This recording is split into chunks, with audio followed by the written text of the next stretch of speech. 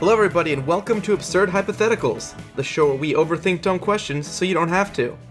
I'm your host Marcus Lehner, and I'm joined here today by Chris Yee and Ben Storms. Say hi, guys. Hey, I'm Chris Yee. Hey, I'm Ben Storms. And I've brought up my walk home from work before on the show, before with the bunnies. Yep, creepy rabbits. Yeah, I had a different problem the other day walking home. It wasn't bunnies, it wasn't rabbits. Was it a bowel movement? No, it was sprinklers. So the path that I walk on, they have a bunch of sprinklers because there's like grass on either side. And sometimes, like, sprinklers, sometimes they like don't go on the path and they just stay on the grass.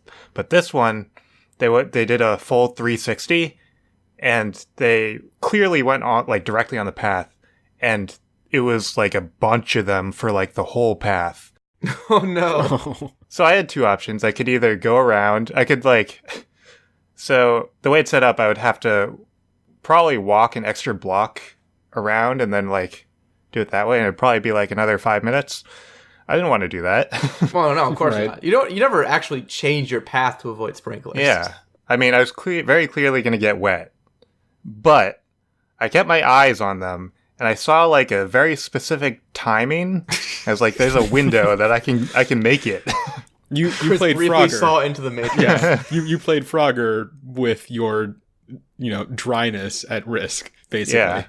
So I went through this like minefield of sprinklers. Kind of, it reminded me of like those heist movies where they're like there's like going a through field the of lasers and stuff. Yeah. I was like, I could totally, this would work. I'd be great in a heist. So I went all the way through and I actually did make it through without getting wet. Wow. Yeah. That's impressive.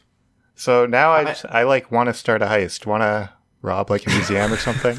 Just a very, very low stakes heist. I hope they use sprinklers for security. Yeah. Actually, I really like the idea of a security sprinkler. That's a very, very funny mental image. It's just constantly spraying like what they put in like the dye packs at banks. But then your like the museum would get all ruined. Don't worry about that part. That's not your problem. That's the Well, I mean, museum's they kind of problem. have them, Ben, because it's just not keeping out robbers. It's keeping out fire. Oh, that's actually a very compelling argument. Although you could hook up your home security system to your fire sprinkler alarm, and then you could just pretty easily rig up, a anti-robber fire sprinkler system. And it would be like super efficient for fires, for arsons, really. Oh yeah, it's the best anti-arson technology. Although I guess in theory that should just be happening anyway. Hold on, wait. If you have automatic sprinklers in your home that don't go off when someone tries to commit arson, you need to look at your system. That's like the main functionality of that. Right, exactly. I mean, your sprinklers can't tell the difference between arson and a normal fire. Exactly. So. I mean, I'm assuming, right? I'll be honest, I don't trust automatic sprinkler systems, like, even with, like, I wouldn't want them in my house even just for, like... Oh, no. Of course not. Normal things, because I just expect that to trip off accidentally, and then all my shit is ruined. Right. I mean, there's one in my room. I don't know if it actually works or not. I don't want to test it. Yeah, I mean, if it goes off, you're fucked. Like, your whole... Everything's ruined. Are they temperatures? I think they're temperature, right? Like, they have to hit a certain temperature, not smoke detectors. I have no idea. I'm not sure, yeah. Because the smoke detector in my old place, I couldn't fucking fart in the wrong room without it going off. Right. I mean, in all the movies, they hold a lighter up to it and that activates it. But I feel like if I just touch it, it's going to go off. Right. I don't want to touch it. Maybe we should like stop talking about it because it's going to like get nervous. It can hear. Yeah. It's got performance anxiety. Yeah, what if I can't do it? I should try just to make sure. I got to practice. Oh, man. Well, anyway, we are here to answer hypothetical questions. And our first question of the day is, what if the ground was made up of trampolines? Ben, you want to lead us off? Sure. So to sort of, set up our sort of parameters for this, we kind of said that, all ground, like inside buildings, outside buildings, everything is going to be trampolines. Walls like our anchor points. Yeah, it's like our standard definition of ground for all the other ground questions we've had. Exactly, yeah. Well, in case they haven't listened to those, basically anything that's meant to be, walked on, the flat part. What you think of when you think ground, what do you immediately think of? Things you stand on. That includes like the road and like lawns and the floor in your house and stuff like that. We have to define what the ground is allowed on this podcast for some reason. And the other important thing is that we had to figure out what the like area of influence for the trampoline ground was. So like, as an example, if you're on a trampoline and you can like, double bounce someone, we don't want that to be just like the entirety of the trampoline, because then just nothing would ever happen. So we sort of said that like, even though this kind of breaks physics, when you're at a spot on the trampoline, your area of influence is kind of like a standard trampoline area. So you can't double bounce someone from like, 20 feet away. It's kind of, whatever, I don't know, like how big is a trampoline? Like 8 feet across? 10 I feet found across? like 12 feet standard 12 feet? for Sure. So 12 outdoors. feet. I'll say that. Yeah. So anyway, I sort of looked at sort of how your daily life is going to go. And honestly, a lot of it is going to be pretty much the same. Like, there are definitely some differences, don't get me wrong. But most of just like the activities you do are going to be relatively the same, because you're not moving around that much while you do them. But the movement is kind of where things get a little haywire. One thing that does get very different sort of early on in your day, I think showering is incredibly hazardous now. Because like slipping in the shower is already a problem for some, like, it's not like a common problem, but it's a thing that happens. And if the shower is, think about walking on a trampoline, how it's like, moving underneath you. If that is then wet, I feel like that's just going to be a very dangerous situation. So I think baths are going to be very much like in style. It'll do less damage when you fall, though. Well, we're going to get to that. Okay. Yeah. I will also say, Ben, I don't know how familiar you are with having trampolines, but if it rains and you go on a trampoline, that thing is like the slickest motherfucker you've ever seen. We're going to loop back around to that one, too. Well, my. To be fair, I don't know. Did we say that it was actually going to be like trampoline material? Yeah. That's what I assumed. Okay, well, if it's trampoline material, then yeah, you cannot fucking shower. At all. This ain't some bad CGI where everything's bouncy. Like, right. I don't know. So otherwise, most of your getting started on your day stuff is going to be kind of the same. One place where things get a little funky is driving. So cars are going to be different. Because cars, as you know, have suspension systems. They're designed to keep the movement of a car, stable as it goes across flat ground. But the problem is, now the ground is also kind of a suspension system. So I don't know. I don't think cars have suspension anymore, because then you're going to get into some weird like cascading resonance scenario and just like flip your car anytime you try to move it. Where like the trampoline will bounce and then I'll spit off the suspension and you'll start like low riding, Yeah, if you're like going downhill, then you reach like the low point. Isn't it going to like bounce you back up? Well, not even just that. So think about braking. So when you brake, most of that kinetic energy is going down into the ground. So the trampoline is going to react. But that's like horizontal movement, right? But even still, that means it's going to sort of bounce you forward and then as you brake and then back once you're stopped. And beyond that, if you are, say you are driving near people and they're slamming on the brakes, they're going to be in your area of influence as you put all this kinetic energy into the ground. Yeah, like a car driving past is going to like potentially launch you. Right. Which makes sidewalks problematic. Yeah, exactly. Sidewalks have to be much, much wider and away from the street. And like bikes, I don't think can share the road anymore. But also just like a big truck, like just drives between you. Oh yeah. You could just shoot up. Yeah. Your cars aren't super good when they're not in contact with the ground in general terms. Right. So in general, I just don't even know like if cars can be a thing anymore. I feel like we may have to go to a more public transit system just to have fewer giant things, fucking up everything around them as they roll through. Because, like, public transit is at least controllable. Can I propose a solution? Oh, please do. So, people don't do this yet because, one, it's awesome, but trampolines are limited in size. But if you have, like, infinite space on trampoline, no one thinks about horizontal movement with jumping. Mm-hmm. So, if you have, a little bit of a hang glider type thing or, like, a wingsuit, and you can, like, get a little bit of glide going on your jumps, You can probably This is get an some idea. good distance going. That's cool. This is an idea. Probably pretty Yeah. dangerous. The jumpsuit is the wingsuit is much more hilarious to me, but I think it works way worse. Yeah, I think it's not going to work very well. And so you say it might be more dangerous, but I don't know how much like more dangerous it would be than. It'd be safer than cars. Right, yeah. So there will have to be some solution. I do like this wingsuit / hang glider idea. I don't know how practical it is, but it is very fun to imagine, like most things involving trampolines. So our next little thing I thought about, fitness. So one of the first things I thought was that people are just going to be more fit because they're going to burn a lot more calories just moving around. And I looked up, and for a 150-pound adult, if you jump on a trampoline for 10 minutes, it apparently burns about 42 calories. I saw some things that were like propaganda from those like Sky Zone style trampoline parks that were saying that you could burn like 1,000 calories an hour, but I also saw a bunch of stuff that was just saying that that's completely wrong. So I'm going with this 42 calories thing.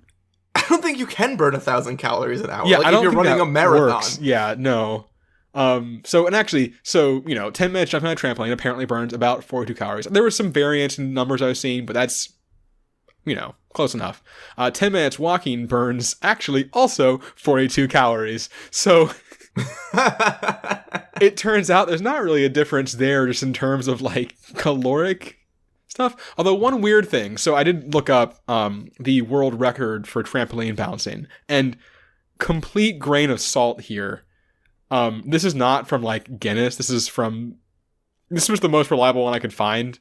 Apparently Guinness doesn't do like longest time bouncing on trampoline because I think it's just really hard to like regulate what qualifies as bouncing on a trampoline. I found a highest jump from Yeah, I saw Guinness. highest and like most flips and stuff like that, but not just like length of time bouncing.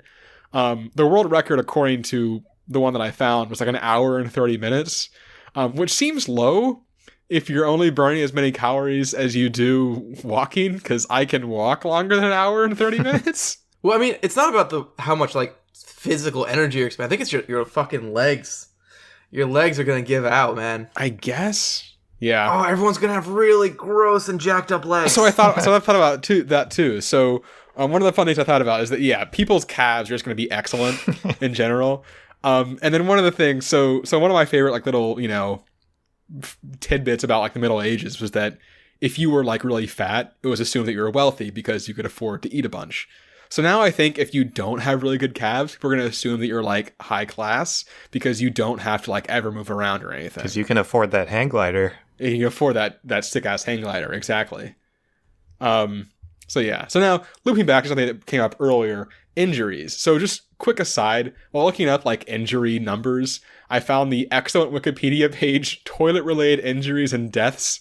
I was looking for things about falling, but that came up. And the subtitles for this page are accidental injuries, injuries caused by animals, self-induced injury, exploding toilets, historical deaths, urban legends, and in fiction. Which is great, but that's entirely unrelated. I just had to share that because the fact there's a Wikipedia page for toilet-related injuries and deaths is wonderful.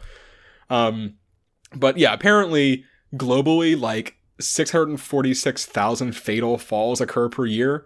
It's the second leading cause of unintentional death after road traffic injuries.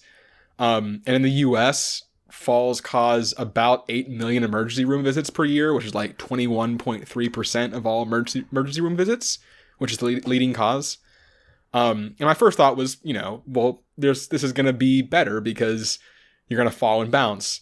But at the same time, if you're like moving and fall and bounce, like you're going to keep bouncing. And I think you can get a lot of like twisted things and like, it's probably going to be fewer, you're going to get fewer like fractures and stuff, which is a good thing, but more like twisted ankles, like neck injuries, stuff like that from people like falling and like bouncing around weirdly. Like bouncing into a wall. Right, yeah. The injuries are different and probably on average... This is the most cartoony thing to be happening all the time. Like, yeah. Oh, bounce, oh fuck, boom. Right. Oh, damn so like it. I think injuries, I think there's more injuries total, but less severe. What would like falling downstairs be like? I thought about just stairs in general. I think it really tricky. Falling downstairs, I think is going to be absolutely terrifying, and you might hilarious.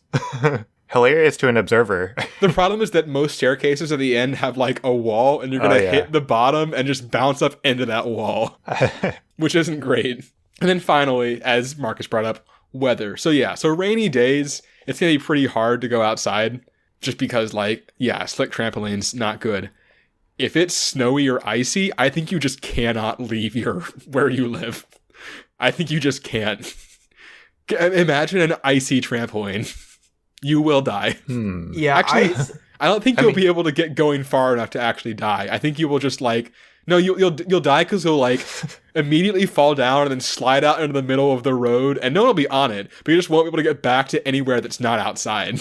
Yeah, I think a snowplow will definitely not work, because if it snows, the weight of the snow is gonna push all the wherever the furthest parts of the trampoline is down the most. I mean, and everything's gonna be reverse hills.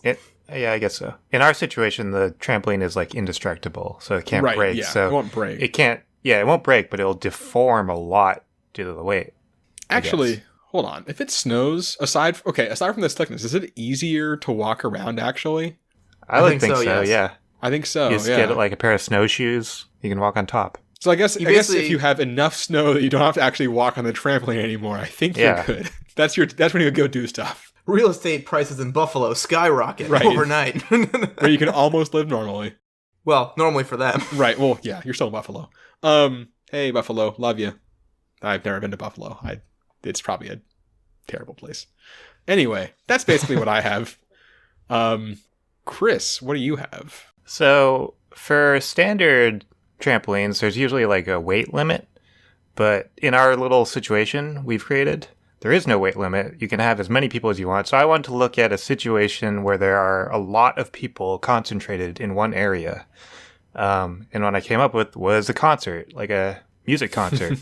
So the biggest concert in the history of concerts, music. Yeah, was Rod Stewart in 1994 at the Copacabana Beach in Rio de Janeiro.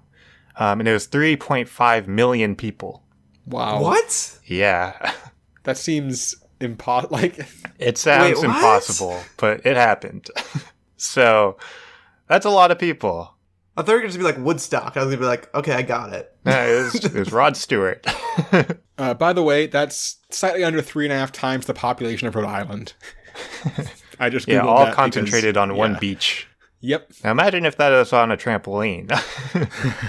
So concerts, one of the reasons I wanted to look at concerts is because a lot of times people, they move to the music, just to the rhythm of the music. And there is a type of dancing called pogoing, which was popular in the 70s, which is basically just jumping up and down. These 70s, you can't claim that as your own. And this actually evolved into mosh pits and stuff. Right. I was going to say mosh pits are going to be very dangerous. Yeah. But I didn't really look at mosh pits. I just focused on pogoing because that's the closest to jumping. Yeah, the purest form of trampoline expression. So if you have a song and people are jumping to the beat, they're all going to be jumping at the same rhythms. So I wanted to see what songs would match the natural jump of a person. So I watched a bunch of videos of people jumping on trampolines to try to find a good average beat per minute. And I the casual, not going too high bounce, I found that they bounce at 110 beats per minute. And then for the higher bounces, they bounce at 50 beats per minute. So the 50 beats per minute is kind of slow. I don't think there are really that many songs that you would jam out to. Yeah. There are songs that are 50 beats per minute, but they're really slow. So I went with weird how that happens. Yeah. So I went with the 110 beats per minute, and a few songs I found that were in that that range are "Eye of the Tiger," "Another One Bites the Dust," "Everybody" by the Backstreet Boys, "Living on a Prayer," and "More Than a Feeling." So those are some pretty good songs to jam out to on a trampoline. God, how bad does the problem of, like, if you're slightly off rhythm, You get double bounced like crazy. you Yeah. get launched out of the venue. I'll get to that. Okay, cool. Actually, I'll get to that right now. Perfect. Yeah, so if usually, because Ben mentioned, like, you can double bounce someone. So if, like, one person jumps ahead of the other person, then the second person will get launched. And the Guinness World Record of the highest trampoline bounce is 22 feet and 1 inches. And this actually used this technique. There were 2 bouncers and, like, 1 bouncee. So 2 people, like, launched the third person. And that's the technique they used. So I was thinking, if all these people are condensed into one area, this is probably going to happen a lot. Yeah. So I wanted to see how high you could actually launch a person. And for the amount of people, or because we restricted it to, like, a certain area of influence, it doesn't actually matter how many people are in the concert. It just matters on, like, the density of how densely they're packed. Mm-hmm. Right. So I assumed that each person would take up, like, a 2 foot by 2 foot square. It's like a decent estimate, I think. And I said that the area of influence was, well, a standard outdoor trampoline is like 12 feet in diameter, I found. So the area of influence was 113 square feet. Oh, God. Yeah, that means that 28 people can fit in that area. I said that the average adult body I found that the average adult body in North America was around like 180 pounds. So that I assume that everyone's 180 pounds. So the total weight that those 28 people weigh is 5,040 pounds. So what actually causes the launch of that one person into the air? So it has to do with, like, the kinetic energy that's stored in the springs of the trampoline. And it got actually kind of complicated. It had to do with, like, oscillation and, like, spring constants. Right. Stuff like that. And I didn't go that in depth with it. I kind of simplified it. What I said is that all the kinetic energy from those 28 people is going to get directly transferred to that last person. I think some energy is lost in reality, but Yeah, I think it might be a good number, but I want to hear how high he goes. Yeah. So I assumed that the initial jump that everyone jumps at, like their normal jump, is going to be like 4 feet off the ground. So if they're falling from 4 feet off the ground and hitting the trampoline, and one person happens to be slightly off, then that one person will launch 109 feet into the air. So just imagine everyone's jumping to, like, Living on a Prayer. And then, like, the climax of the song, one person goes launching up into the air, literally 100 feet. Okay, so this, you can't have concerts indoors anymore, right? I People guess will die. not. People will die, yeah. People will die outdoors too, Ben. Yeah, but They will die outdoors as well. I guess that's true. People are just gonna die at concerts now. Yeah. So, yeah. Concerts will be dangerous. I didn't really look into it, but, like, crowd surfing will be interesting. Red impossible. Yeah, probably impossible. But yeah, that's basically what I found. What did you do, Marcus? So it's kind of funny you were talking about the bouncing math, because I was trying to go the same way at an even bigger scale. So I wanted to find out that if a meteor hit the Earth, what would happen? Specifically, how high the meteor that killed the dinosaurs could have thrown a T-Rex. I wanted to find out if you could send a whole bunch of T-Rexes into space. Probably. And then I'm guessing the answer is yes. So yeah, the energy-wise, yeah, definitely it could have happened. But because of how this indestructible trampoline is really a physics-breaking thing, like there isn't a max capacity for deformation and everything, it really didn't work. So I tried for a while, but physics was too broken to make physics happen and numbers to come out. Right. So sadly, there are no space T-Rexes. So what I did was, in good old internet fashion, I decided to do a top 3 winners and losers of the trampoline ground. Yay. So who's best off and who is worst off? Do you guys want to start with the winners or the losers? Let's start with losers and end on a high note. Yeah, let's start with losers. Okay. So, my first one I have listed here was actually race car drivers. But Ben already talked about how cars don't work. Yep. But as he was talking about, also what Ben was talking about was all the, how you get such strong calves. Mm-hmm.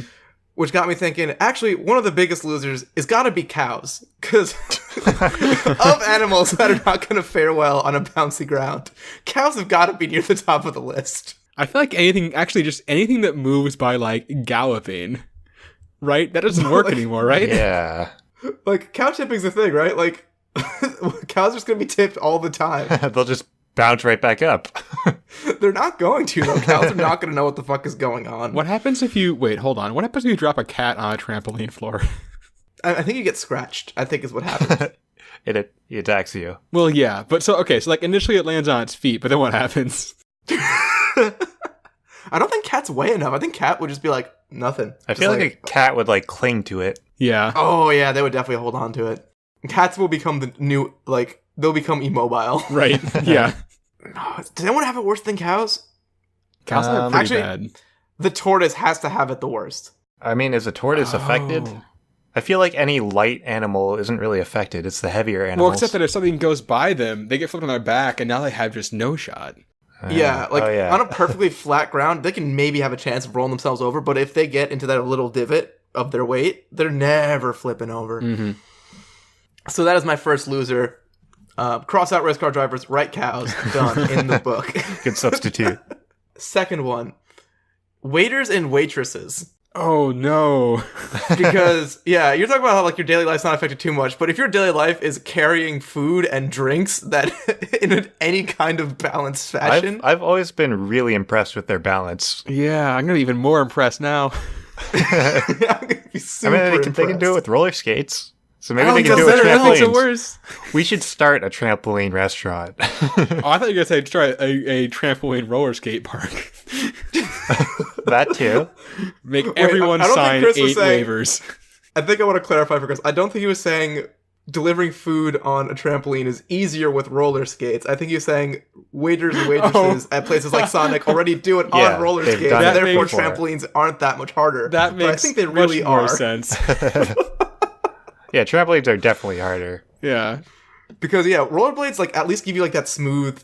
There's no up-down Right. in rollerblades. It's really on the trampoline that you're going to have super big problems. You have to just go, like, super slow, which isn't super conducive to your job as a waiter waitress. Maybe just restaurants no longer worry about the appearance of your food. You just get it in, like, a sealed Tupperware container that you open up. It's like, I'll have the soup. You fucker. All salads are tossed salads. All soups suddenly now cost $400, so Right. people don't order them. Right. Actually, no, they just come in like a thermos. Boom, done. All right, and now for my last loser, sumo wrestlers. Oh. For what I'm going to call the bowl problem. Because it's already really hard to get a sumo wrestler out of a very flat ring. It's going to be impossible to get him to go uphill. Right. So I think sumo wrestling is just kind of like now two, like, heavy I feel people like being uncomfortably close to each other in the really middle of a bowl. Funny to watch, though. Yeah, I really want to see a, 400 or whatever pound man get thrown onto his back and then just like go bouncing and sprawling away. That would be incredible. Well, I think what Marcus is saying is that the middle will deform enough that they'll both be just like forced into each other, and they'll just be pressed into each other for the entire match. I guess that's true, yeah. Oh man. Sumo hugging. Sumo wrestlers are gonna have it rough, I will admit. But so let's jump into our winners then right away. But I think you'll be able to appreciate this because this is the obvious one. Basketball. Yes, players. I thought about this. Basketball becomes just a much better sport. I mean, people do this, right? Yeah, did you know that actually there was televised like trampoline basketball back at some point? I didn't want to say like late 90s or early 2000s. I cannot remember what it was. Was it called really? like Slam Ball or something? Oh, that's such a good name. Come on and slam, and welcome to the jam. It's such a like ESPN like 5 sport Yeah, name. it's called Slam Ball. There are 4 trampolines in front of each net, and boards around the court edge so you can't like fly out, apparently. Yeah, so they were aired, of course. They were aired on Spike TV for 2 seasons in 2002 and 2003. That's very much Spike TV. Yep. Okay, here's my thought though. I think you have the trampolines, but you also double the height of the hoops, so you have to fucking slam jam. Ooh. Like just have it like this aerobatic display. Acrobatic. What would like dribbling be? Gone. Just jumps. It's all dunks and jumps. Okay. Second winner.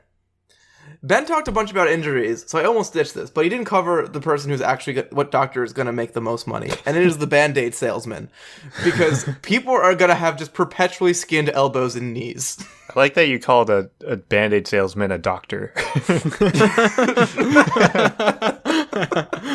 Well, Band-Aid salesman isn't a real job title, so I was like, where do you get your Band-Aids from? I guess CVS? I guess CVS makes out, but I don't want CVS to make out, Mr. you know. Band-Aid MD. Band-Aid. Yes, hi, I'm Mr. Band-Aid. Hi, I'm Dr. Excuse me, Dr. Band-Aid. I went to Band-Aid college for 6 years. I admit, there is going to be some competition with knee pad and elbow pad salesmen. Ooh, true. Because once you go through a bunch of Band-Aids, or just... Yeah, you're going to learn. Like, wow, I'm very tired of having no skin on my my joints.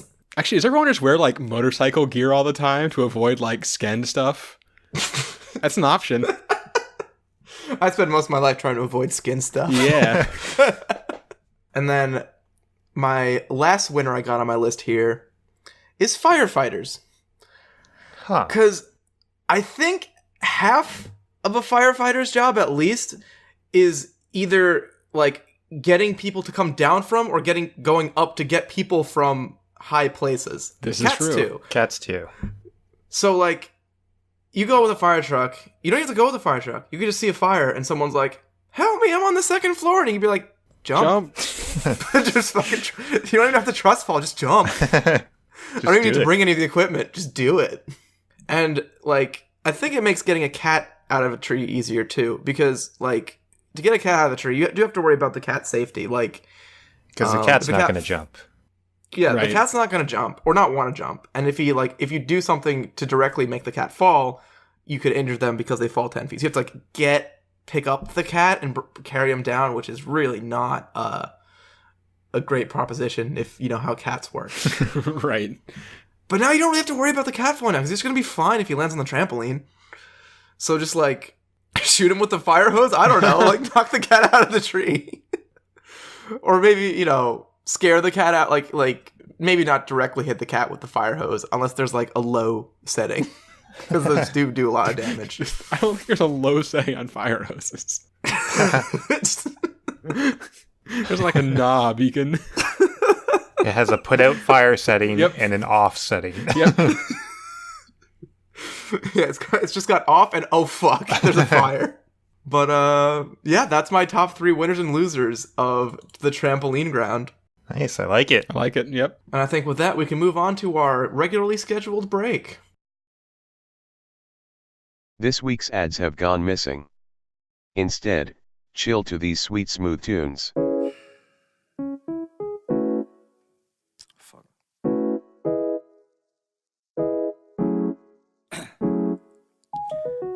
Down, yeah. I've been feeling so down, yeah. Can you tell me why? I'm down, yeah. No friends of mine around, yeah. Now I'm thinking I might have caught the June blues. Yeah, I wanna drown myself inside the juice. Yeah, you know I keep on running from the truth. Was that not? I'm just a lonely fucking you. Now when I drive around, don't feel it up. Why it's getting colder when the sun come out? Might just waste away, don't know what life about. Another day go by.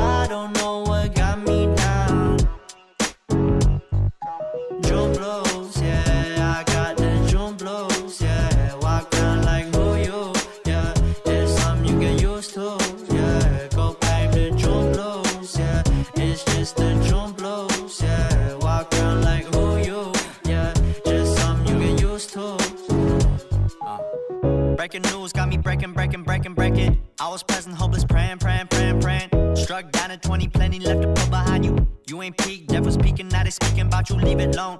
Hope you grinning while you watch your bros on some sofa sunny shit to brighten up a wounded soul. Honest, you the penny, pick it up like Chevy, New Age Machiavelli, disagree, don't tell me, now you with infinity, we 98, trust that he be good. On the ball like BB, don't make no mistakes, got the faith. The 18 just not gonna be the same. Finna bleed down generations, not gonna be in vain. Too young, why you gotta go, I just wanna know now, true numb. Cry and get known, hope you freed your soul, I might have caught the June blues. Yeah, I wanna drown myself inside the juice. Yeah, you know I keep on running from the truth. Was that not? I'm just a lonely fucking youth. Now when I drive around, don't feel it all. Why it's getting colder when the sun come out? Might just waste away, don't know what life about. Another day go by, don't know what got me down. June blues, yeah, I got the June blues, yeah. Walk around like who you, yeah. Just something you get used to, yeah. Go blame the June blues, yeah. It's just the June blues, yeah. Walk around like who you, yeah. Just something you get used to, yeah. Welcome back, everybody. We are going to dive right into the second question of today, which is, what if the Earth was a cube? So for this one, we decided to make a cube that is the same volume and mass of the Earth. And for the implications of what that means, I'm going to let Ben start us off. All right, so first off, I just want to briefly say that, so we get into some sort of wild stuff. This gets, I think, into one of the most, like, buck wild things we've ever done, Yeah, honestly. this is probably one of our most intensive questions. Yeah. Things get a More so, little crazy. Yeah, mostly just because, like, the science, like, just works behind it all. Right. Like, Right, you can exactly. figure out what happens, and it is wild. Yeah. So sort of get you on the same page, like, mentally as us. Well, I don't know if you'll be on the same page mentally as us on anything, but the same idea as us. What we're looking at here is basically a cube that is about 6,300 miles per edge, you know, so 6,300 by 6,300 by 6,300, roughly. And then sort of to start, I don't think you understand sort of the gravity of the situation, by which I mean you don't understand how gravity works in this situation. I was very happy when I thought of that joke. Anyway. You've been waiting That's this a whole prep time. joke? I thought you just did that. Nope, that is a joke that I prepped and have written out in my notes. I That thought makes you it just even thought worse. of that and then said it, and then were actually secretly ashamed inside for a second, but decided to keep going. Nope, I intentionally did that to everyone. Anyway, so sort of, you know, when you live on a sphere, as we do, gravity is sort of constant, you know. You are always roughly the same distance from the center of mass of the Earth on our normal spherical Earth. There are differences in gravity on Earth, but the range of altitudes you can, or like the range of, not really altitudes, the range of distances you can be at from the center of the Earth isn't that big. It's just a few miles. So you know, you express gravity, or at least we express gravity in terms of G's, which is the, you know, ratio to our regular Earth gravity. The range on Earth is only like 0.7% from the lowest to the highest. So a little variation, not too much. On the cube, the variance and like the distance from the center is much, much higher. So relative to like the center of one of the faces of the cube, if you were at the center of one of the edges, you are 1,300 miles further from the center. And if you're on one of the corners, you're 2,300 miles further from the center. And what that means is that, effectively, if you're at the center of one of the cube faces, gravity is about the same as Earth's gravity. If you're at the center of an edge, it's about 0.85 what Earth's gravity is. If you're at a corner, it's about 0.646 Earth's gravity. And just sort of for reference, the moon is like 0.166, so we're not talking like moon gravity, but definitely noticeable. There's definitely a difference. Yeah, certainly a difference. Like, and you ever like feel lighter after you take a big dump? It's like that, but well, so like like the example, 0.6 is like you take like 30 of those in a row. You just keep multiplying that feeling. The example given is that if you weigh 200 pounds like on Earth, if you went to the corner, you would weigh about 120. So it's a pretty great big difference. weight loss program. Yeah, exactly. And then the other interesting thing is that, so once again, when you're on a spherical planet like ours, the center of gravity is always directly beneath you. But on a cube, as you move away from the center of one of the faces, that's not true. Because the center of gravity is going to be further from you as you move. So even though you are technically walking, on a straight, flat piece of ground, it's going to feel like you're walking basically up the inside of a bowl. Because the center of gravity is going to be further and further from you. Because it's not perpendicular to the surface. Exactly, yeah. So even though you will be able to theoretically, just like see straight flat ground in front of you, it's going to feel like you're moving up a hill. But then things actually get even a little bit weirder than that. Because we sort of talk about how gravity isn't constant in the way you sort of expect it to be. Gravity also isn't going to be constant in an entirely different way that you would not expect, which is that gravity can't work the same. It doesn't work the same on a non-spherical object because of the way the mass of the object is distributed. So once again, if you're on a sphere, all the mass of the object is kind of below you at all times, basically. When you walk, I'll say up the side of a cube like this, the center of gravity is not necessarily going to be the way that the force of gravity pulls you because of the way because there's more mass below you as opposed to towards the center of gravity, if that makes sense. So what actually winds up happening is that it actually isn't as severe of a slope feel as it would be if that didn't happen. There's up to about a 14-degree difference between, basically what's going to happen is depending on where you are on the cube, the force of gravity is going to actually move more towards being straight down, up to about 14 degrees. So it's not as much of a bowl as it could be. It looks really weird if you graph it. I saw a graph of it. It's very strange, but basically gravity works really weirdly. The way I think about it is if you are standing on top of a corner, gravity for you straight down, you're going to be basically looking at 3 45-degree slopes in any direction. It's like you're standing at the tip of a mountain. And so that would mean that gravity is 45 degrees off of the flat face. Mm-hmm. And at the center of it, it's perpendicular. And so in between 0 and 45 degrees, so what happens as you walk towards the edge of the cube.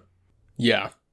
So how does that actually affect us aside from just, being weird? So the big thing is that it's going to affect how the fluids that affect our lives act, most notably, water and atmosphere. So those are both going to kind of pool at the center of the cube faces. So what's going to basically happen is you're going to have a big ocean with about a 695-mile radius. And then in sort of a concentric circle around that, an atmosphere bubble that's like 1,700 miles. And everything outside of that is basically space. Not basically space. It is space. It is. Yeah. It is. Basically space is wrong. It is space. That is space. So you actually can't just walk to the edge of the cube or the corner of the cube because you will die. But you could theoretically go for a spacewalk. You could in your own backyard. Our space program would be easier, right? Right. The space program is just like a hike. Yeah. The space getaway weekend. And then, so one really fun sort of thing that comes out of that I realized is that, so I sort of assumed that, the edges of the planet would wear down, but they really won't because there's not really any erosion because there's no anything. It's space. So the edges are going to be just barring, getting hit by something, just a straight edge, eternally, which is buck wild. And then the other big impact of the atmosphere thing, particularly, that has a very large impact, is that So technically, really, each face of the planet is basically its own, like, trying to say, like, ecologically, its own planet. There's zero link with regards to, like, evolution or anything between all of them. So beyond even just, like climate-wise biomes or anything, like, ignore all of that. Just, like, evolution of life is entirely different on every face of the cube planet. Because so it's going to be basically like 6 different planets. Exactly, yeah. Which is, once again, just buck wild. And most likely, life probably would not be able to evolve under these circumstances, but if it did on 2 of the faces, they would be entirely different. Like, entirely unrelated from each other, which is, once again, just absolutely buck wild. That's a pretty awesome fact. It is, right? Yeah, like, but I mean, it makes sense, because, once again, it's everything that's not in these bubbles is space, and things can't move through space. That's a pretty important part of, like, science. Also, like, what are, like, how, like, it took our society a long time to figure out that the Earth wasn't flat? Right. Oh, what man. the fuck are these people gonna think? Because they're like, you can clearly see it's flat. Right, exactly. But it's uphill. All of it's uphill. Well, and just, like, the atmosphere is going to keep thinning, so before you reach the end, you're just going to, like, stop being able to breathe. So what's that going to do to your worldview? Yeah. It just gets cold and you die. Right. So that's basically what I have. Chris, what did you do? Yeah, so you looked at gravity and stuff. I looked at the way that the sun affects the Earth, if the Earth was cube. Because the Earth rotates and it revolves around the sun, so the sun hits the Earth in different ways. And with our sphere Earth, currently we have 38 different time zones. So that's like 24 time zones for every hour, and then there are like a few in there that are like 15 minutes away from each other for some reason. Right. Yeah. I don't know why we need so many time zones, but No one does. we have a lot. But if the Earth was cube, so basically if the Earth is rotating, and the sun hits a face of the cube, it's going to hit the face all at once, basically instantaneously. So each face of the cube is going to be its own time zone, and they're each going to be 6 hours apart from each other. And that's for the entire face. So that's so much easier to understand. yeah. And I guess actually, like, time is almost just like day and night. Like, there's no, like, sunset really anymore, because it's just kind of like, there might be some, I guess, like, there's some gradual, yeah, because like half of the sun might be covered. yeah, And then for the top face and the bottom face, because it's still revolving around the sun, for like 6 months of the year, the top face is going to be just completely night, and for the other 6, it's going to be day. There's going to be a 6-month day-night cycle for the top and bottom faces. Which is kind of just what we have at our extreme poles already, but for like the entire sixth of the face. planet. Yeah. right.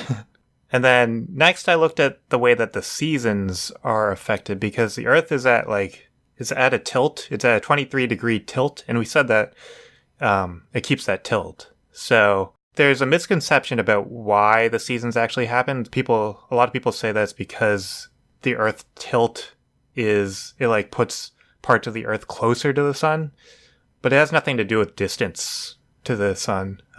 Maybe that might be a little bit of it. That might be like a small factor, but the main factor is the angle that the sunlight hits the Earth at. Mm-hmm. So, like, for an example, if you hold a flashlight and you just like hold it straight down to the ground, that concentrates more energy than if you angled the flashlight a little bit. Then that same amount of energy is spread out over a wider area, so each spot gets hit by less energy. So that the same thing happens with the Earth. So our spherical Earth, the equator gets hit directly by sunlight at like a perpendicular or almost perpendicular angle, so it gets the most energy, and then the poles get like angled sunlight, so they're colder. So if all the faces So if it was cubed and all the faces were the same angle away from the sun, then the entire face would be hit by the same amount of energy. So basically, the 4 outside faces would just be the same climate as the equator, and then the top and bottom would be the same as the poles. And there wouldn't really be that much variation throughout the year. So I told that to Ben, and Ben told me something that I didn't really consider. He mentioned water and air currents. So in this situation, as Ben mentioned, each face is separate from each other. So there's no connection between all the faces, which means that the water mass and atmosphere mass, they're all separate on each face, and there's no transfer of heat from them to the other faces. Right. So like on our Earth now, like the cold waters from the poles transfer over to the equator area, and it kind of evens out. That's not going to happen. All the outside faces are going to get warmer, and the top and bottom are going to stay cold. There's not going to be that equalization effect. And then another thing I found with relation to the climate is because the atmosphere is all gathered into one like dome at the center of each face, it's going to be more dense. So it's going to have a higher pressure. And we found that the pressure of the atmosphere is actually 3.5 atmospheres. So 3.5 times our atmosphere. And so I found a law of physics, and the name is kind of funny. So I just want to warn you ahead of time. You're probably going to laugh. But the law is called Gay-Lussac's law. And this law basically just says that the pressure and temperature of gas is related. So if you increase the pressure of a gas, then the temperature will increase. Right. So with our new atmospheric pressure, that means our temperature is going to raise by about 150 degrees Fahrenheit. Oh, that's not good. Yeah, that's not good. So that's going to be at like the center of each face. But then as you radiate outward towards like the outer parts of the dome, the atmosphere dome, it will get cooler because it gets less dense as you go outwards. So I think the outside faces, at least in the center of the outside faces, you're not going to be able to live. But the top and bottom, you might be able to live because they're cold normally just based on the angle of the sun.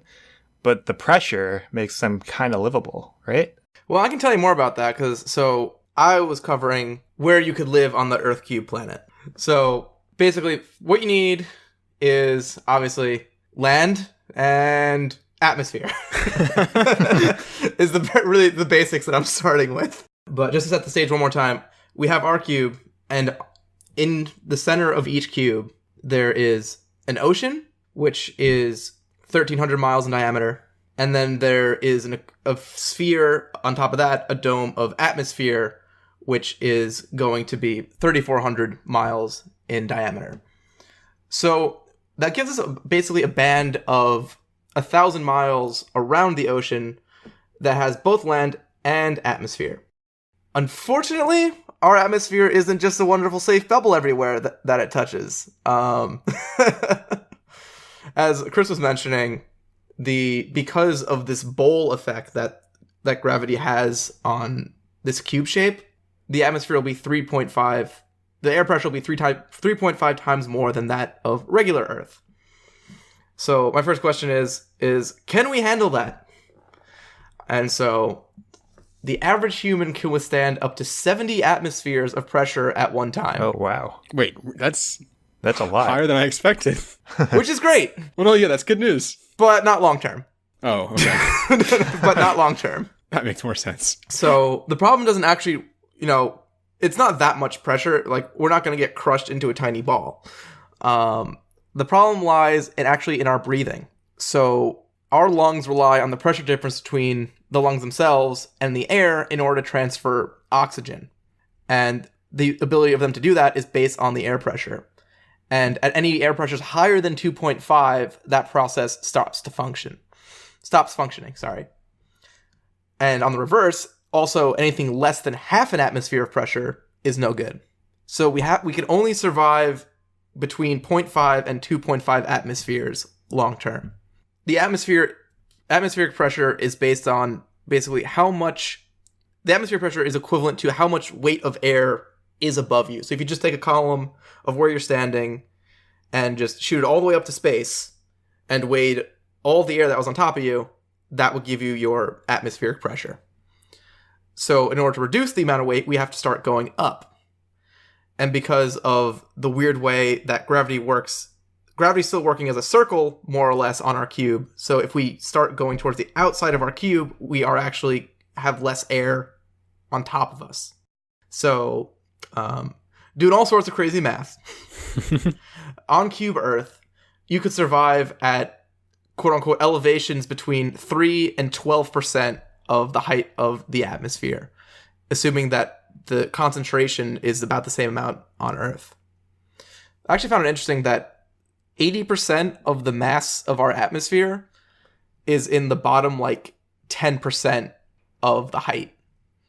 So, the troposphere where we live and breathe is, most of the mass, and then, above that, there's basically nothing. Huh. Yeah, I think I learned that in one of our previous questions. So, I got to do some more math. I got to break out the old trigonometry. And with our weird bowl gravity, we basically get a ring that is between 28 and 121 miles from the edge of the ocean. So basically, there's 700, the inner diameter 700 miles, and then the outer one 100 more than that. So we basically just have a 100-mile band in which we can live. That's not too bad. It's a lot smaller than what we got now, I'll say that. Given the circumstances, it's not too bad. That is true. The fact that there is any livable, or theoretically kind of livable, space. And what's nice too, because this is where the atmospheric pressure is normalized, it's actually, the temperatures should be reasonable. Should be normal. It should be what our equator temperature is now. Yeah. Yeah, and what's nice is actually the ocean will be able to absorb a lot of that extra heat, so I don't think too much will transfer away from it. Some slight annoyances. Going back to gravity, you will feel like you are about a 9 to 10 degree angle at all times living in this ring, which I guess we can, you can build platforms and stuff. Yeah, you build platforms and stuff to make it like that, but... Congratulations, you live in the Leaning Tower of Pisa now. And I think you as far as resources go, you can still go to the ocean. 3.5 atmospheres won't kill you. You can have a respirator, and I guess you could kind of just go scuba-ing to the beach before you even hit the water. So you kind of scuba gear up and you can go. You're only 30 miles away. I mean, we do need a water source. Right. I mean, the ocean usually isn't a water source, but I mean, we should still get weather from the ocean. Yeah, that's true. It'll still in rain. our band. Yeah. So I don't think there's anything that actually just straight disqualifies us from being able to live in this nice, safe band on each of the four phases. Overpopulation. Right. Yeah, well, overpopulation is a self-solving problem. Conveniently enough. Cruelly enough, it is. But one other cool thing that is kind of an aside to all this, talking about going to the ocean, because we're basically in a bowl. And I can't stress this enough how weird this is. You are on a flat surface, but you are in a bowl. Right. It is better to think of everything as a bowl that's just happens to look flat. Yeah. It's going to be super trippy. Yeah. And because the ocean is pooled all in the center of this bowl, it's actually a lot deeper than our regular ocean that is spread very thinly across our whole sphere. Look at it this way. The current ocean depth is about 2 miles. The sphere cube ocean is 74 miles deep. So it is over 35 times deeper than our ocean. And that means the pressure at the bottom is really, really a lot. Specifically, it's equal to the weight of 74 miles of water that sits on top of it. Conveniently enough. So it brings it up to 23 million pounds per square foot. So my question was, what happens to water at this pressure? So I was thinking this is kind of like water. I didn't think crushed, but it actually it turns it into ice. But not just regular ice. Did you guys know there are 18 types of ice? I knew there were multiple types of ice. I don't know if I knew the exact number. Cherry flavor, green apple, blue raspberry. So, like, ice forms, the water gets cold, and then, the molecules rearrange and make that, like, pattern that ice is. Mm-hmm. This doesn't make that pattern. So, because it's being forced together by pressure, it makes an entirely different pattern called type 6 ice, which just sounds super cool to me. Right. Which, according to Wikipedia, is a tetragonal crystalline phase. So you basically turn the bottom of the ocean into crystal, which I just think is super duper cool. It's pretty awesome. Is this crystal valuable enough to, like, mine? Well, let me tell you what is not going to survive 74 miles of ocean. A submarine. Also, I'm assuming that if you took it back up out, it would just turn back into It'd water. revert back, yeah. Yeah, it's not going to As ice stay does. Down where it is. Yeah. Yeah, I was just like, I wish I could show you this chart. I wish I could show you this chart through the microphone, but like, there's this whole phase diagram where it's just like a bunch of it is like water vapor, and then like a whole nother bunch of it is liquid water, and then like the left half is regular ice, and then the top where like the super high pressures are, it just like gets subdivided into a million different types of ice, and I'm like, this is it's just wild to me. How did we figure this out? Science has just like made all the different ices. I don't know. I guess you can just compress things enough, like Yeah. you could. Because they have a methodology of how to make the ice. Like, they show, like, take water to this temperature and then compress it. Mm-hmm. But who the hell knows? But yeah, so you could barely live on the Q planet. Something I actually just thought about that I literally thought about while you were describing this. So, one actually nice thing about Cube Planet, I'm assuming navigation will be much easier. Because you will always know the direction of the nearest edge. Oh, yeah. That's true. It'll be very obvious. Yeah, I don't know how you figure out, like, what direction you are from the center, but assuming you know, like, which, quadrant of the planet or, the face you're on, you always know which way is which is cool. I mean, yeah, the sun still rises in the east, so you're going to be able to tell that way. So you will always, you don't need a compass anymore. The oceans will, because the temperature rise at the center of the faces, the oceans will probably boil at the surface. That's cool. Ooh. So, boily ocean and crystal ocean at the bottom. Well, could the ocean absorb enough heat, like, transfer enough heat downwards? I guess it doesn't really work that way long term. That's a pretty deep ocean. Yeah, I don't know if I don't know. I like so we have a boiling ocean with, like, a super high air pressure. Then we have a slight survival band. And then we basically have the spacewalk for a while. And then we just have basically 8 space mountains. Right. Disney World, get on that. Disney World, octagonal space mountain, get on it. Oh man, that's super cool. We should do another gravity question next week. No, I don't want to think about gravity anymore. Too bad, we're doing it. Because next week our questions are, what if gravity had no effect on you?